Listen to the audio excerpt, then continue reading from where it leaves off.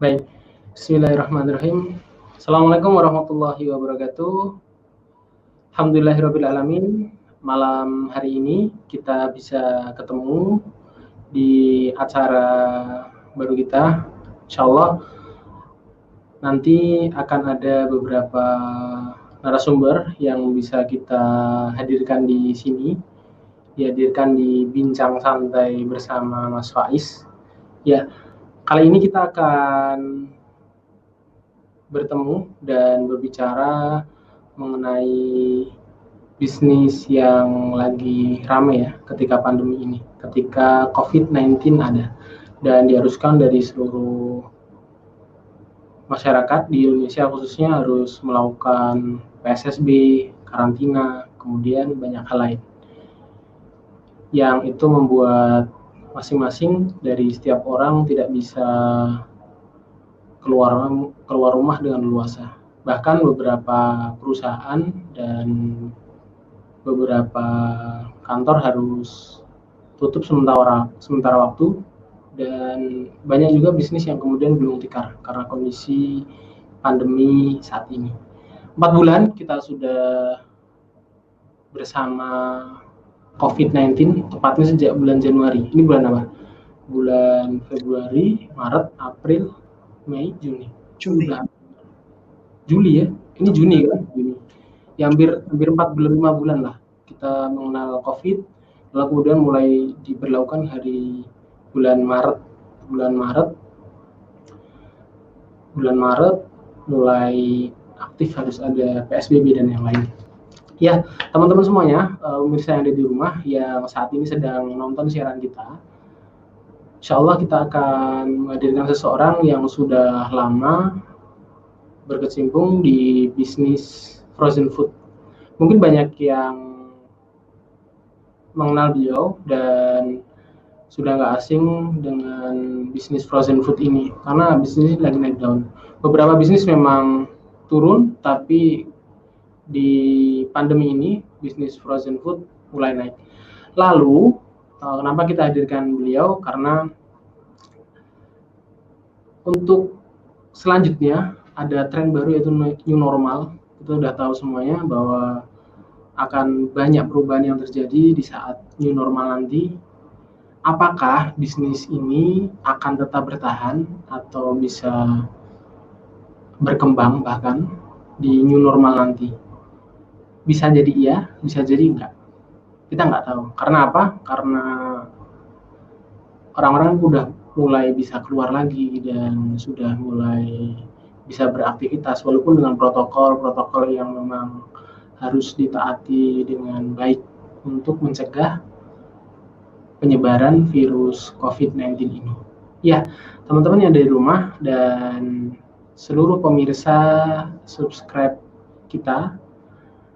Nah,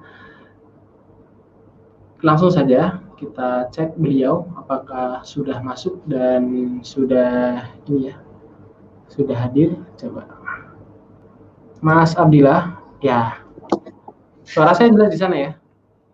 Jelas Mas. Ya, alhamdulillah. Oke, alhamdulillah. Gimana kabarnya Mas Abdillah malam ini? Alhamdulillah sehat. Ketemu lagi kita. Ya, teman-teman semuanya, kenapa saya menghadirkan Mas Abdillah di sini? Karena beliau ini juga seorang pas trooper sama seperti saya, dan awalnya dulu pasien datang ke rumah sehat Turkut Birisidi. Mungkin pas banget nih dimintain testimoni ya kan? Ya dulu datang sakit apa ya? Saya lupa kayaknya. Sampai tidak bisa jalan dulu itu. Gimana? Sakit saraf kejepit saya itu dulu. Oh, sakit saraf kejepit ya? Iya. Betul, sampai pernah dirawat di rumah sakit itu, digotong-gotong itu. Oh, jadi sakit saraf kejepit waktu itu sampai ini ya, sampai harus dilarikan ke rumah sakit dan bahkan ditandu ya. Betul. Diseret Mas, nggak ditandu lagi. Sama kasurnya. Lalu setelah itu gimana Mas? Waktu itu datang ke tempat saya, habis itu Gimana? Kasih testi dong, kasih testi. Ya alhamdulillah sih. Kalau orang sudah pernah tahu saraf kejepit, merasakan saraf kejepit, mesti tahu lah kayak apa sakitnya waktu kambuh gitu. Itu udah usah dibahas lagi. Buat bahkan waktu itu saya hanya ngangkat anak saya paling kecil, saya tidak berani. Umur berapa? Masih. Iya, pinggang saya langsung sakit seketika itu. Tidak bisa. Padahal kerja saya juga istilahnya di material bangunan, saat ini masih kerja juga kan. Itu buat ngangkat yang berat sedikit tidak berani saya. Nah, pas waktu itu awal ceritanya saya bisa kambuh karena waktu itu masih punya warung, punya usaha sop punya 2 kedai. Saya bantu istri waktu itu seperti nyuci blender salah posisi bungkuk gitu langsung nggak bisa berdiri sakit. Saya panggil istri, saya suruh minta tolong rebahan ke belakang itu. Pas waktu rebahan tidur yang dirasakan tambah sehat malah tambah sakit sekali. Sampai berapa jam itu? Saya mulai sekitar jam 12 sampai jam 7 malam saya tidak bisa apa-apa. Dari badan, dari apa ini ke bawah nggak bisa gerak. Begitu gerak ada gerak sedikit sakit sekali. Sampai semuanya udah bingung itu. Waktu itu saya punya warung itu dilanggar. Tetangga sebelah ada bingung semua. Ini sakit apa kan gitu ya tahu. Terus kita usahakan waktu itu cara terserah saya panggil kirim di grup itu, di grup WhatsApp semua yang saya punya ada istilahnya tukang urut yang bisa nanya kondisinya seperti ini segera secepat sekarang. Waktu itu ada yang nanggapi datang istilahnya terapis, tapi setelah kayak gitu datang terus mijit saya. Tapi nggak bisa istilahnya nggak bisa langsung sembuh, yang ada malah tambah sakit, dia juga malah tambah bingung. Saya sampai saking sakitnya itu nggak kerasa itu air mata mesti keluar saking menahan sakit. Begitu ada gerakan di kaki, pengen miring sedikit nggak bisa, udah itu nggak bisa ngapa-ngapain itu. Orangnya bingung, terus gini aja saya bilang, Mas ini bukan masalah jenengan nggak bisa terapi saya, bukan, mungkin belum jodohnya. Ya sudah, sekarang saya bilang sama istri, sudah siap-siap saya dibawa aja ke rumah sakit. Nah, ke rumah sakit bingung lagi karena itu waktu itu di warung itu ada belakang itu ada pintu nggak besar, ada kasur juga, saya gerak itu nggak bisa. Akhirnya dibuka semua freezer itu, disingkirin semua, diseret saya, seret keluar, naik ke mobil. Terus bawa ke rumah sakit, masuk rumah sakit, disuntik macam-macam itu 6-3 hari baru bisa gerak. Wes, tidak pengen lagi masa sakit seperti itu. Kapok ya. Iya.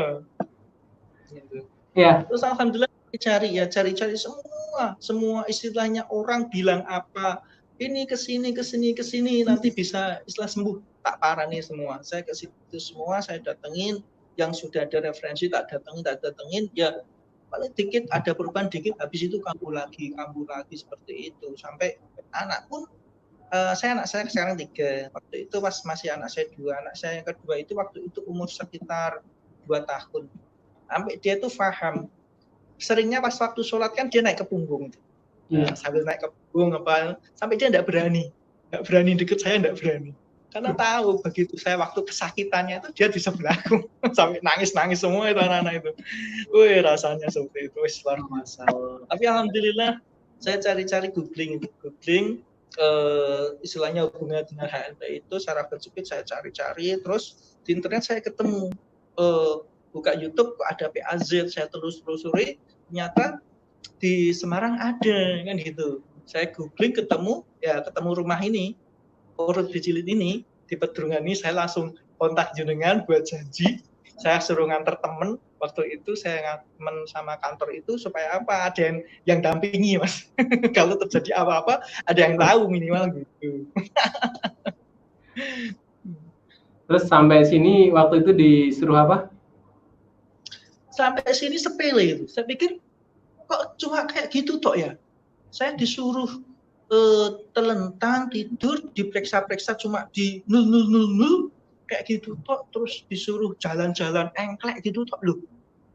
Wes gitu toh. Sampai rumah kok beberapa hari kok enak dikasih tugas PR gitu, tak ulangi lagi.